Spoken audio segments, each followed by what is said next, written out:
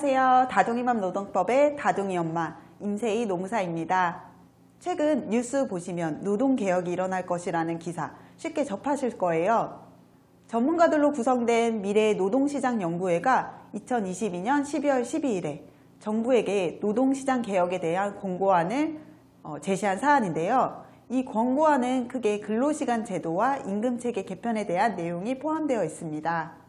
오늘 영상은 바로 이 미래노동시장연구회가 발표한 권고문에 대해서 알아보려고 합니다.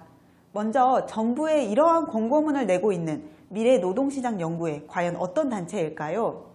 지난 2022년 6월에 고용노동부에서 발표한 노동시장 개혁 추진 방향에 따라 7월 18일에 노동시장 개혁 논의가 활발하게 이루어지기 시작했습니다. 이러면서 논의기구인 미래노동시장연구회가 발족되었습니다. 이 연구회에서는요, 우리나라의 노동시장 과거와 현재를 진단하고 미래노동시장에 대응하기 위한 노동정책의 새로운 방향을 모색하고 그러기 위해서 설립된 운영기구입니다. 학계를 중심으로 해서 총 12명으로 구성되어 있고 근로시간 및 임금체계에 대한 전문성을 기본 요건으로 하며 인사조직, 노동법 등 조예가 깊은 분들, 그리고 새로운 시각을 제시할 수 있는 학자분들, 근로자의 건강권을 챙겨줄 수 있는 보건 전문가 등으로 구성되어 있는 단체입니다. 고용노동부는 미래노동시장연구회에서 발표한 노동시장 개혁에 관한 권고안이 담긴 과제들을 검토해서 연내 혹은 내년 초에 입법 등으로 추진할 계획이라고 발표했습니다. 그런데 본 기사가 나가고 나서 노사 간에 상당히 이견이 대립하는 것 같습니다. 이견이 대립하는 그 권고문에 담긴 내용 무엇인지 한번 알아보도록 하겠습니다. 근로시간 개혁 과제입니다. 근로시간 개혁 과제는 첫째로 노사에 자율적인 근로시간 선택권을 부여한다는 내용입니다. 연장 근로시간 관리를 주 단위에서 월, 분기, 반기, 연 단위로 개편하겠다는 내용인데요. 이 부분이 장시간 근로를 조장한다고 해서 특히 대립이 많은 부분입니다. 구체적인 내용을 살펴보면 월 단위, 분기 단위, 그리고 반기 단위, 연 단위로 관리를 하되 연장 근로하는 시간의 총량을 감축하자는 것입니다. 연장 근로 시간을 월에 52시간으로 한다면 분기에는 140시간, 반기에는 총 250시간, 연으로 했을 때는 총 440시간으로 하자는 것입니다. 현행 연장 근로시간과 비교해 볼 때 분기로 적용했을 때 90%가 감축이 되고요. 반기로 적용했을 때 80%가 감축이 되고 그리고 연으로 적용했을 때는 현재보다 70%가 감축되는 것입니다.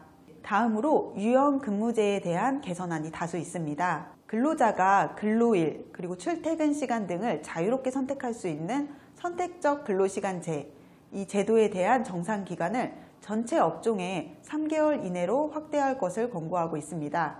또한 현행 탄력적 근로시간 제도, 이 탄력적 근로시간 제도가 근로일별 근로시간을 명시하도록 되어 있어서 활용이 좀 어려운 측면 등을 지적하면서 실효성 높은 제도로 개선할 것을 권고하고 있습니다. 그리고 이러한 제도가 악용되지 않도록 근로자의 건강권 강화를 위한 내용도 포함되어 있는데요. 근로일 간에 11시간 연속 휴식을 부여하도록 하고 있습니다. 야간 근로에 대한 적극적인 보호조치 마련과 근로시간 기록 및 관리 관행을 정착하는 그러한 방안도 함께 모색하고 있습니다. 휴가 사용의 패러다임도 전환하자라는 권고안이 있는데요. 근로시간 저축 계좌 제도, 도입이라고 하는 제도를 안내하였는데 이 제도는 연장 야간 휴일 근로 등에 대한 보상을 시간으로 저축해서 휴가로 사용할 수 있도록 하는 근로시간 저축 제도라고 합니다. 이 외에도 기술 변화에 맞는 근로 형태를 개선하고자 하는 의견도 있습니다. 이러한 개선 권고안에 대해서 대표적으로 우려하는 견해는 장시간 노동에 대한 부분입니다. 어떻게 장시간 노동이 되는 것인지 한번 살펴보겠습니다. 하루를 24시간으로 볼 때 근로일간 11시간의 연속 휴식을 해야 한다고 하면 총 13시간을 근로할 수가 있습니다. 그리고 이 근로시간 중에서도 근로기준법에 따른 휴게시간을 제외하면 하루에 11시간 30분, 즉 11.5시간을 근무할 수 있습니다. 그리고 한 주에 유급주일을 제외한 최대 6일을 근무한다고 하면 총 69시간까지 근무를 하게 되는 것입니다. 본 제도의 도입을 반대하는 입장에서는 한 주 근로시간이 최대 69시간까지 늘어날 수 있어서 근로자의 장시간 노동으로 인한 건강상의 문제를 우려하고 있습니다.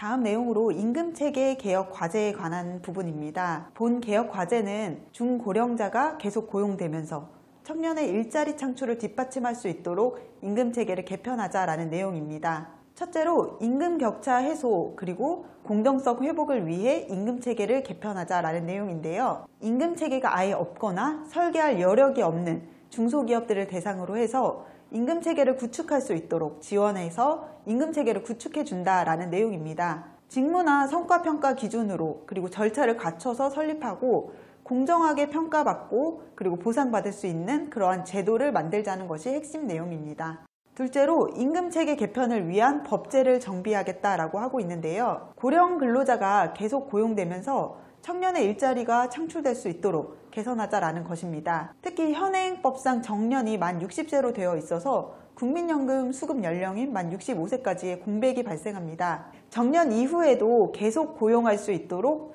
한 사업장을 모범 사례로 발굴하고 확산시킬 것도 제안하고 있습니다. 수년간 이슈가 되어 오고 있는 이 포괄임금 제도에 대해서 오남용을 반지한다라는 내용도 있는데요. 근로시간을 명확하게 관리하고 상시적으로 근로감독을 실시한다라고 합니다. 포괄임금제를 시행하고 있는 다수의 사업장은 사전에 점검받으시고 대응 방안을 마련할 필요가 있어 보입니다. 셋째로 임금체계 개편안을 뒷받침하는 인프라를 확충하겠다라는 내용도 있습니다. 임금시장 공정성 확보와 격차 해소를 위한 사회적 대화기구로 상생임금위원회를 설치하고 운영할 것을 권고하고 있고요.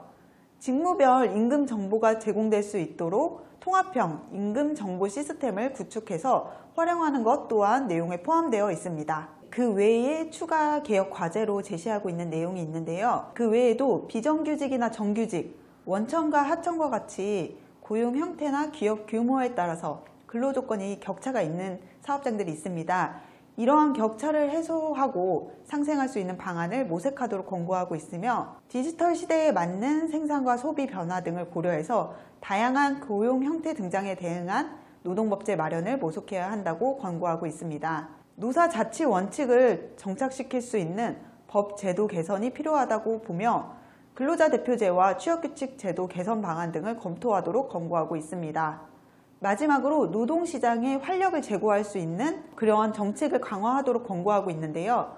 저출생, 고령화에 따른 노동력 감소를 대응한 이러한 대책 마련이 필요하다고 보고 있습니다. 권고안 내용 보시니 어떠신가요? 권고안이 실현되었을 때 근로자의 장시간 근로가 우려되시나요?